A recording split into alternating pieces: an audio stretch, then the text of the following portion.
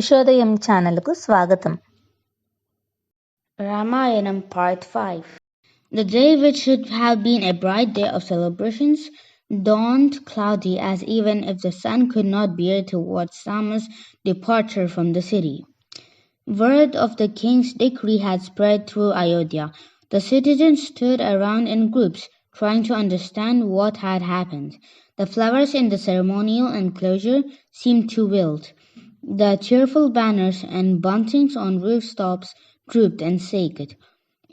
Even the children dragged their feet and erased the colorful decorations in front of their homes. The palace was shrouded in gloom, its bright towers dull, its vast halls silent.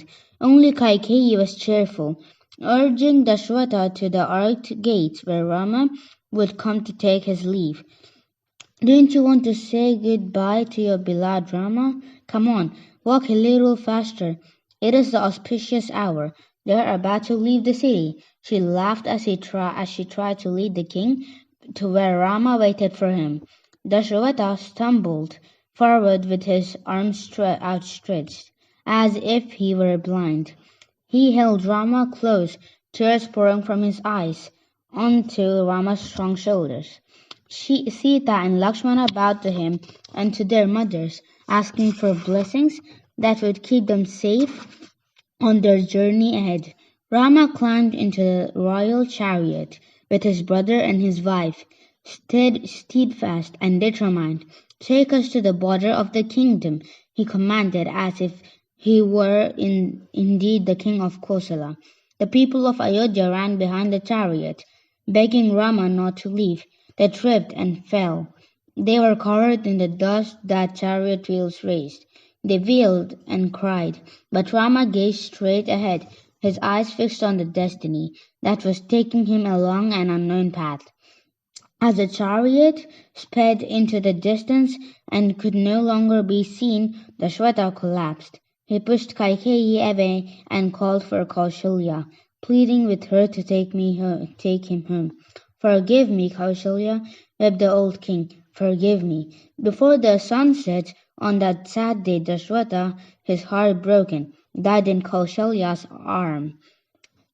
Messengers who rode horses that were as swift as the wind were sent to fetch Bharata and Shatrughna from the kingdom of Kekaya, knowing that something was terribly wrong. The brothers traveled day and night, barely stopping to eat or rest. When they saw Ayodhya's towers dull under the morning sun, they feared the worst. Kaikeyi greeted them at the entrance to her chambers. She was full of smiles, despite her white clothes of mourning. Bharata, my son, you shall be the king of Kosala. Your father has died, and Rama has been exiled to the forest, she said, embracing Bharata. Bharata stumbled backwards, his face aflame.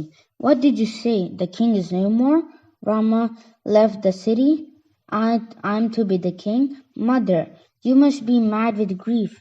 Get away from me, you vile woman, he spat. You have killed the old king and sent the best man in the world into the forest. You shall never be forgiven. I must make amends. I'm not the son of woman who destroyed this family's honor. Shatrughna close on his heels. Bharata hurried to where the king's body lay and paid homage, and then they were taken away to prepare for the funeral rites.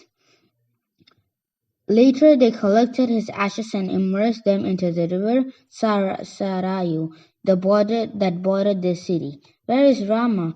Bharata asked Vasistha, the royal priest. I must make him believe that I have nothing to do with this. I will bring him back to rule the kingdom that belongs to him. Come with me, Shatrughna. You're my only ally. I can imagine what Rama and Lakshmana think of me.